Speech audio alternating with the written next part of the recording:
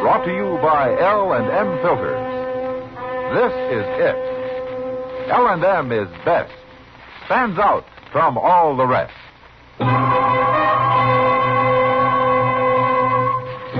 Around Dodge City and in the territory on West, there's just one way to handle the killers and the spoilers, and that's with a U.S. Marshal and the smell of Gunsmoke.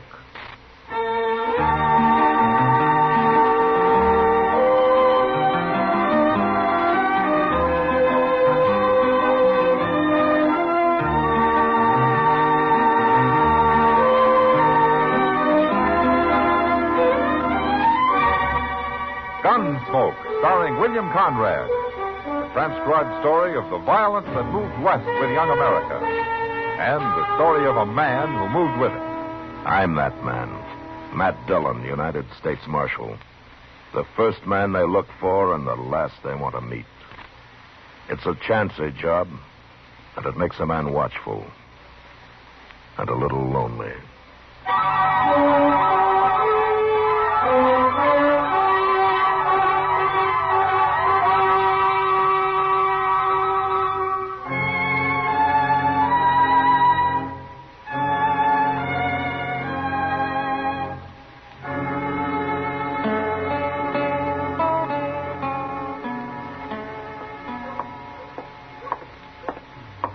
Shucks.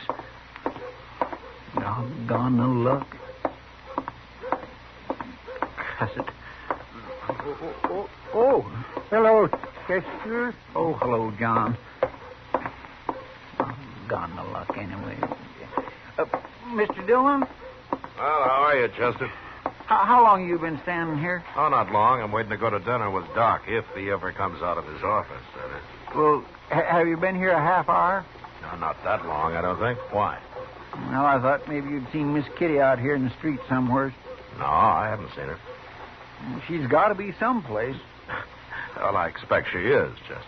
Well, there's no place I know of. I can't find her. How'd you try the Longhorn? Oh, no, sir. She's never in there before afternoon sometime. Oh, what about her room? That's where I was supposed to meet her, Mr. Dillon. But she ain't there, and nobody saw her. Nobody I talked to, anyway. Oh, she'll be around. Yeah, but it ain't like Miss Kitty not to be where she says she'd be. Now, don't get so worried, Chester. It can't be that important. Well, it's pretty important to me. Oh? Yes, sir. I got a date tonight with a little girl who works over at the Alphagenzer. Oh, what's that got to do with Kitty? Well, my only pair of good pants got busted, Mr. Dillon, and Miss Kitty was patching them up for me. She told me to come pick them up today just before noon. No wonder you're worried. Is this a new girl that you got, Chester? Yes, sir. Well, she's new to me. Little southern gal with a mouthful of honey, Mr. Dillon. Honey, huh?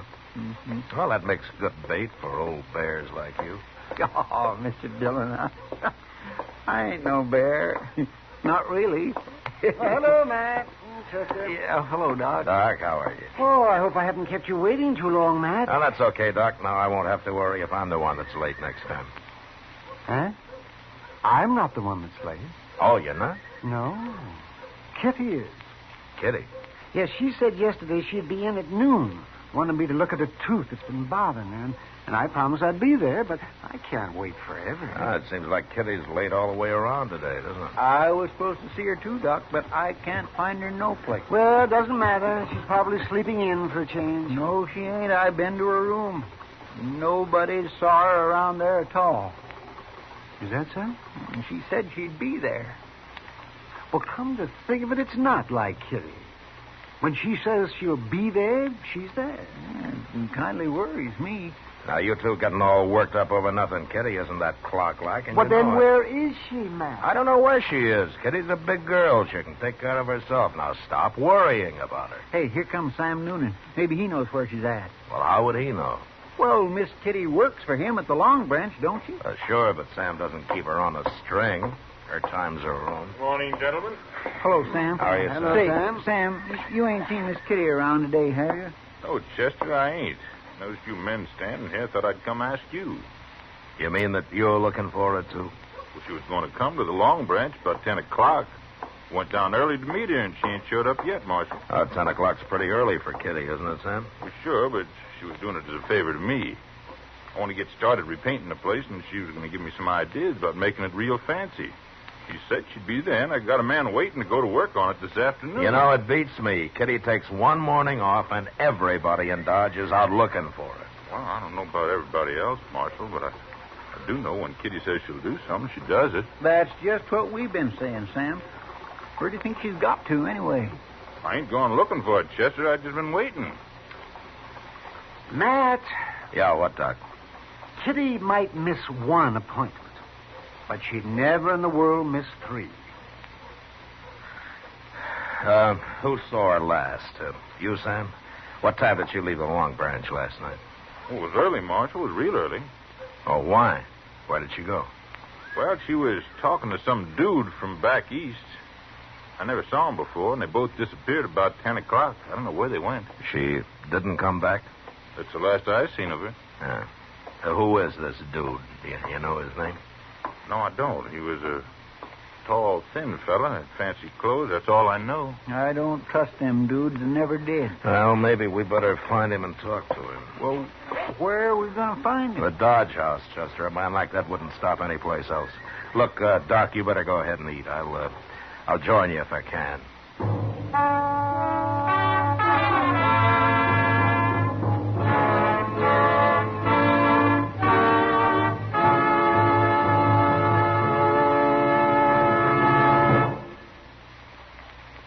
We hope you're having a wonderful Christmas, that the holly and mistletoe look brighter than ever, that you're enjoying your gifts and the fun that goes with them. While you're relaxing with your holiday thoughts, I'd like to suggest one more touch that's perfect for times like this.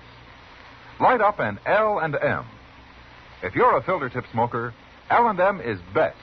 Stands out from all the rest. Stands out for flavor, for effective filtration, for highest quality tobaccos. It adds up to the greatest pleasure in filter tip smoking. L&M's got everything. This is it, L&M filters, this is it. Light and mild. It's the best, L&M filters, highest quality filter tip. This is it. L&M filters, L&M filters with the miracle tip. King size or regular, L&M is best. Stands out from all the rest.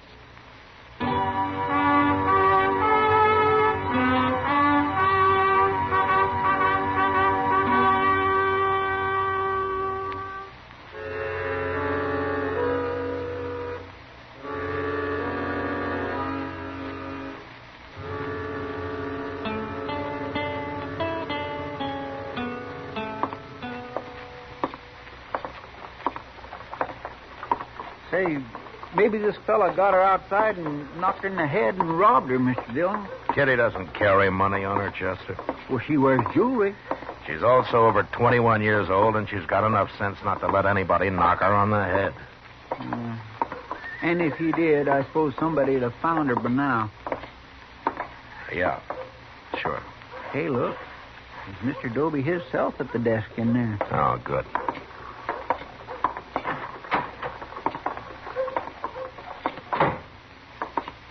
Well, hello, Marshal. Chester. Oh, Mr. Dobie. Are you, Dobie?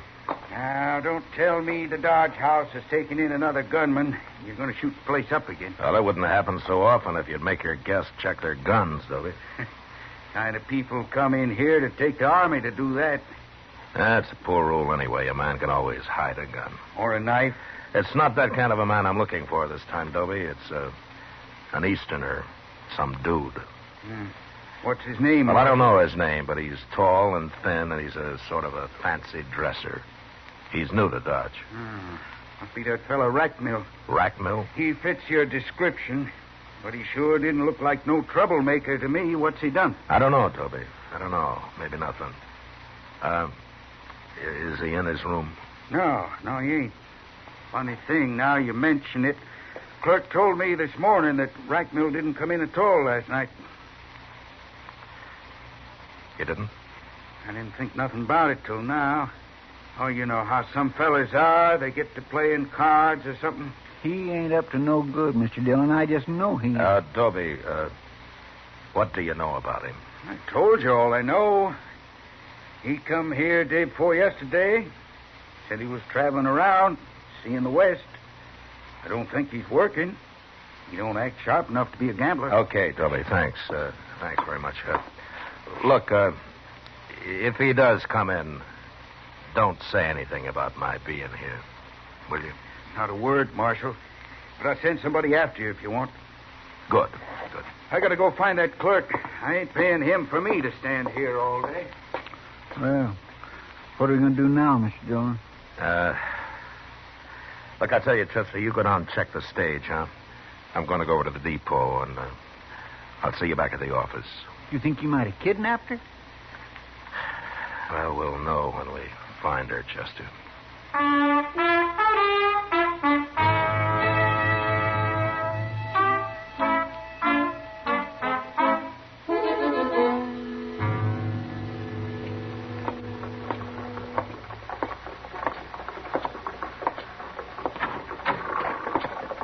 Find anything, Chester? Oh, hello, Doc. Oh, hello, Matt. Nobody ain't seen him at the stage office, Mr. Dillon. There's only one stage out today, and that left this morning, and they wasn't on it. Yeah, Matt, I didn't think there would be. What about the train? Did they leave on that? They remember Rackmill when he came in the other day, but he hasn't bought any ticket to leave. Then he must be somewhere in Dodge, Matt. I stopped by Miss Kitty's room on my way back, Mr. Dillon. She ain't been in yet. You know, they tell me back in New York, some policemen do nothing but look for people that are missing. That's how many disappear all the time.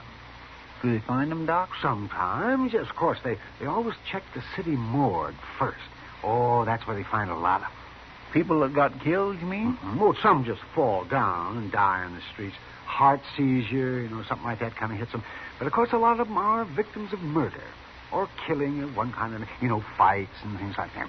Yeah, it must happen a lot. They got so many people living there. It does. But it can happen anywhere, Chester. Only in New York, they're better organized to locate people that are missing and don't come home when they should. Always check the morgue first, huh? Yeah, oh, that's the best place. It saves a lot of time and trouble.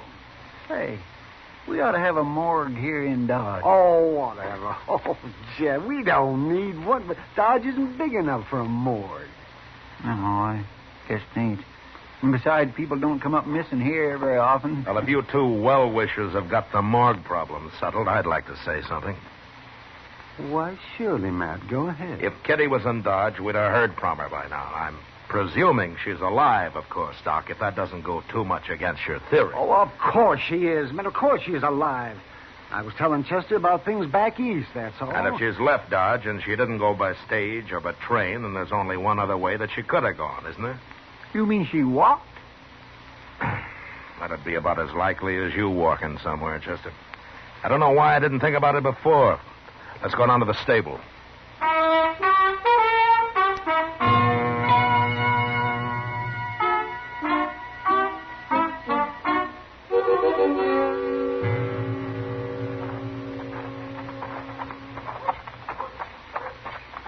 I don't know why I didn't think about them going horseback either, Mr. Dillon. I guess maybe it's because they say that fellow Rackmill's a dude. Horses don't seem his style. We don't know that much about him, Chester. What if he went alone? What if he didn't take Miss Kitty with him after all?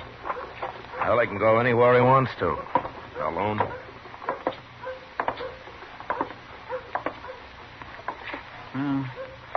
I don't see Moss Grimmick nowhere. Hey, Moss. Moss Grimmick. Hey. Here now. Who's doing all that hollering? He's laying in that stall over there, Mr. Dillon. He's been sleeping. Yeah. Oh, it's you, Marshal. Chester, you woke me up. I'm sorry to bother you, Moss, but I got to talk to you. Trouble, Marshal? Well, I don't know. But if there is, maybe you can help me. Always willing to help, Marshal. Tell me, have you rented out any horses lately, Moss?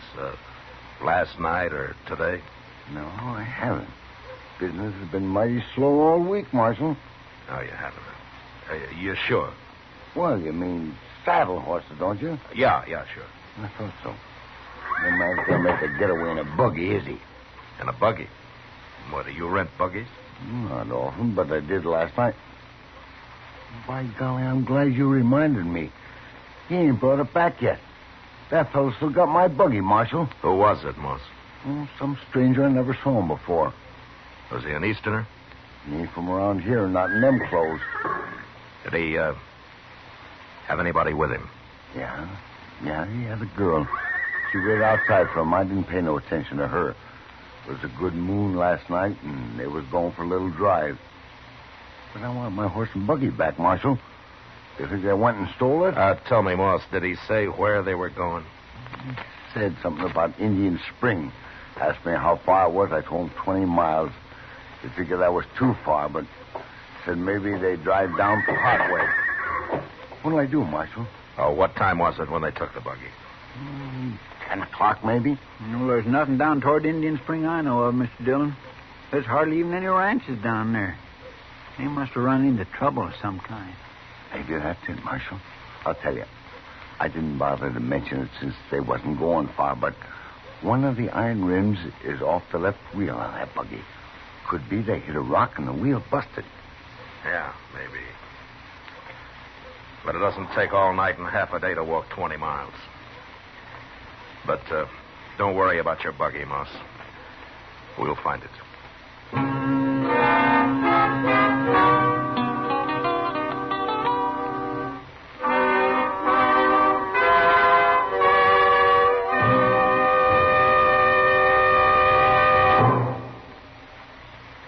Today, along with the traditional pleasures of the holiday, many a filter tip smoker has discovered a new pleasure. He's received his first carton of L&M's. If it happened to you, and you've started to smoke those L&M's, you know how they stand out from all the rest. You're enjoying the incomparable taste of highest quality tobaccos. Best flavor ever to come through a filter. You've discovered that no filter compares with L&M's pure, white, easy-drawing miracle tip. Yes, if someone gave you L&M's for Christmas, you've got the best, because L&M's got everything.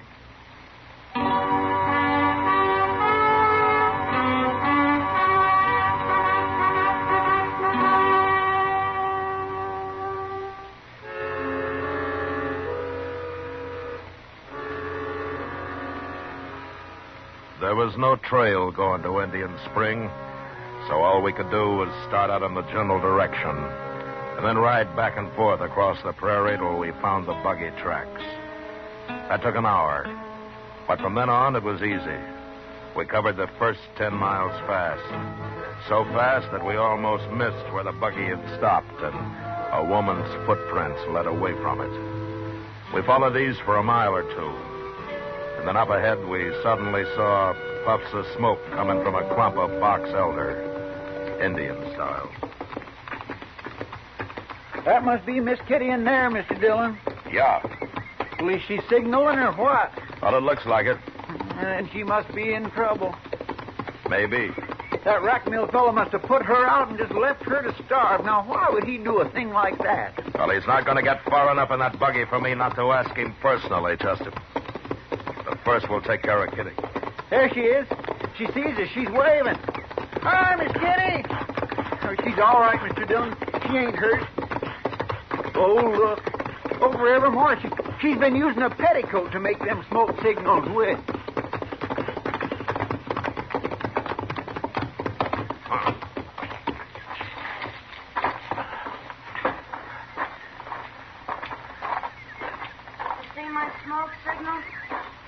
You found me? No, we tracked you, Miss Kitty. Sure is good to see you. What's the matter with your ankle, Kitty? Oh, well, I turned it. It's not that swollen. How'd you know? Well, I could tell by your tracks back there that you were favoring it. I never noticed that.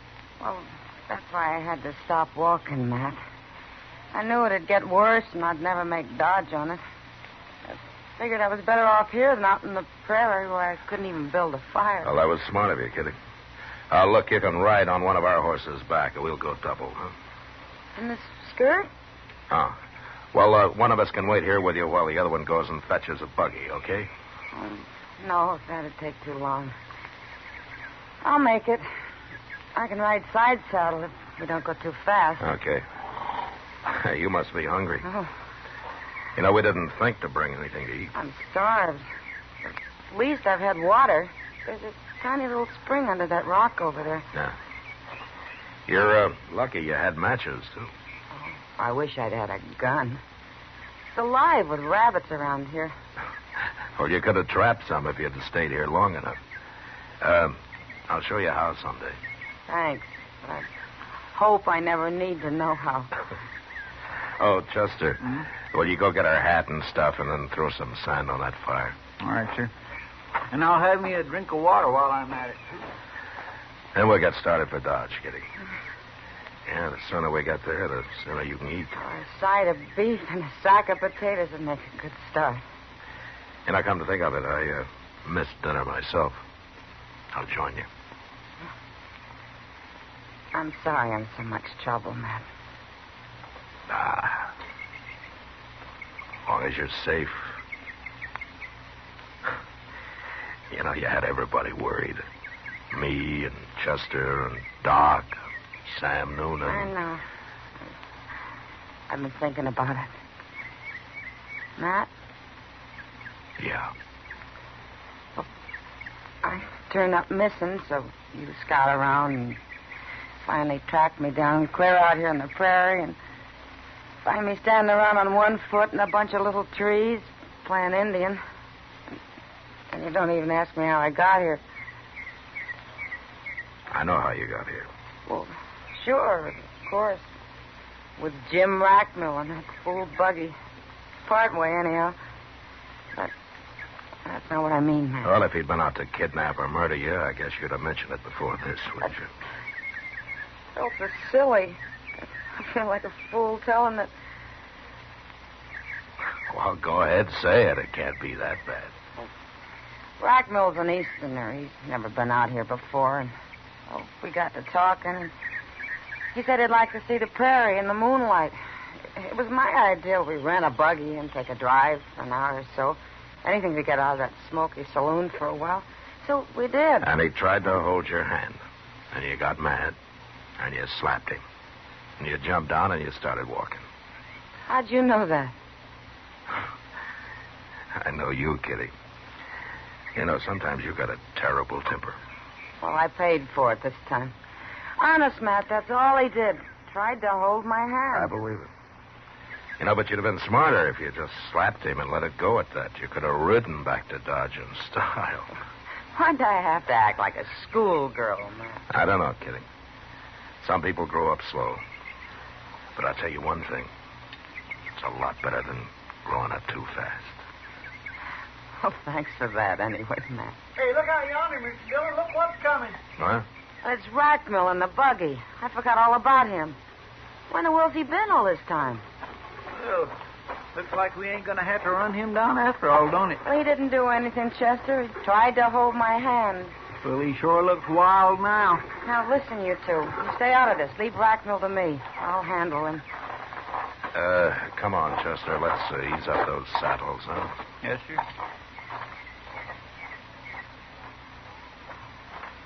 Miss Kitty. Miss Kitty, are you all right? Am I all right? I've been going crazy trying to find you. It was dark, and you disappeared so fast, and then I finally saw the smoke a while ago. You did, huh? How'd you know that smoke wasn't Indian? Well, I didn't know. In fact, I thought it must be. I had to make sure, Miss Kitty. Well, dude, you're a pretty brave man, Mr. Rackmill. Oh, I knew it wasn't Indians as soon as I saw them. Have they been bothering you, Miss Kitty?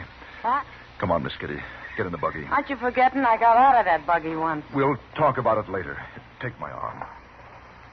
Take it. Well, I'll say one thing, Mr. Rackmill. You're sure right about going crazy. Please, Miss Kitty. No. I like it here. I've been real comfortable. I'm going to stay. Learn how to trap rabbits. I may decide to live here, Mr. Rackmill. No, you don't understand. Miss Kitty, we're all alone, way out in the prairie. I don't like the looks of those men. I've got to get you out of here. You've got to get me out of here. You. Please be sensible before it's too late. It's already too late. Now, get in your buggy and go on back to Dodge, if you can find it. I can find it, all right. I promise you I can. Come, Miss Kitty. Which way is Dodge? What? Why, it's right back there. You're pointing towards Texas. Well, it doesn't matter. We'll find it. I won't leave you here, Miss Kitty. I don't care how mad you get. Oh, I'm getting mad again, It doesn't matter. I don't blame you for last night. I apologize. I shouldn't have tried to hold your hand. I just lost myself for a moment, that's all. It won't happen again. I promise you. But I am not going to leave you here. Oh, I'm sorry, Mr. Racknell. I've been unfair. I do have a bad temper, you know. Yes, I know. And you're right about those two. They are a pretty tough-looking pair, aren't they? They're coming back. As a matter of fact, they do look more like desperados than lawmen. Lawmen? Mr. Racknell, this is Marshal Dillon of Dodge City, Kansas. Marshal Dillon? And that's Chester Proudfoot. How do you do? Oh. How do you do? It's okay, Racknell. We're not after you. I didn't know that she knew you. I mean, I thought you were strangers. No, we're not strangers. In fact, we rode out here to find Kitty. I've been trying to find her, too. All night and all day, I've been driving around. Now, wait a minute. You men aren't going to make all this my fault. I only did what any lady'd do. Kitty, you do a lot better if you get something to eat. Eat? What are we standing around here for? Matt, will you and Chester ride along with us? Sure we will, Kitty. And Mr. Racknell, when we get to Dodge, maybe you'll have supper with us. That's very kind of you, Miss Kitty. Good. Now, if you'll hold my hand, you can help me into the buggy.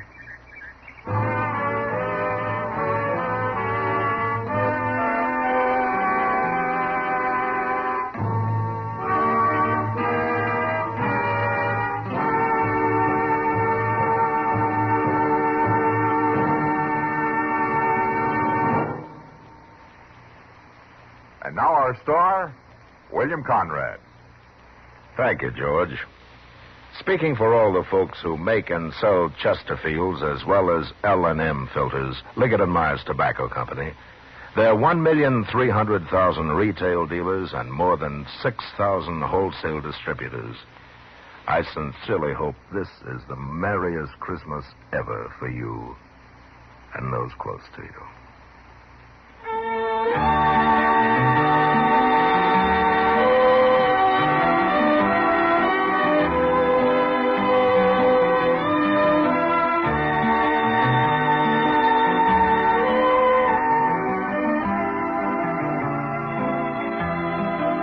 Gunsmoke, produced and transcribed under the direction of Norman Macdonnell, starred William Conrad as Matt Dillon, U.S. Marshal.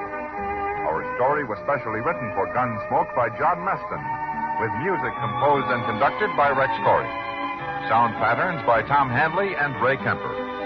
Featured in the cast were John Daner, James Nusser, Barney Phillips, and Vic Perrin. Harley Bear is Chester, Howard McNear is Doc, and Georgia Ellis is Kitty. Join us again next week as Matt Dillon, U.S. Marshal, fights to bring law and order out of the wild violence of the West in Gunsmoke.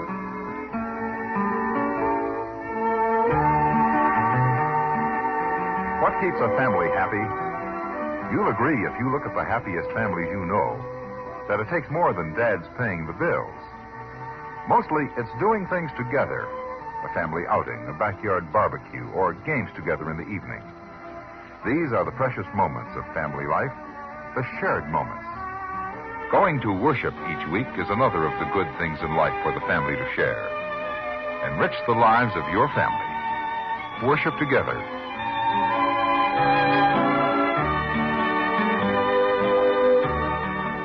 Remember, listen again next week for another story of the Western frontier when Marshal Matt Dillon, Chester Proudfoot, Doc, and Kitty, together with all the other hard-living citizens of Dodge, will be with you once more.